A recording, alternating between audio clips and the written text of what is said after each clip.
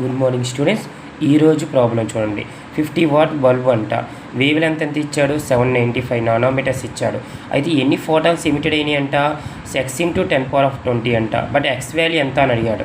So అప్పుడు మనకి energy ఇచ్చాడు కదా, ఎంత ఇచ్చాడు? 50 వాట్ అంటే మనం 50 జౌల్స్ అనుకోవచ్చమ్మా. సో ఎనర్జీ ఇచ్చేసాడు. సో ఎనర్జీ ఇచ్చి వాల్యూ కనుక్కోవాలంటే ఫార్ములా E = NhC/λ.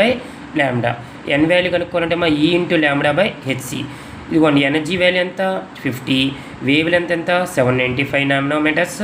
అలాగే హెచ్ వాల్యూ 6.626 × 10⁻34. అలాగే సి వాల్యూ 3 × 10⁸. మళ్ళీ దీన్ని ఎలా తీసుకోవచ్చమ్మా? 795 కదా, నానోమీటర్స్లో రాసుకుంటే 10⁻⁹ మీటర్స్ కింద 6.6 × 3 వేసుకుంటే 19.8 వస్తుంది.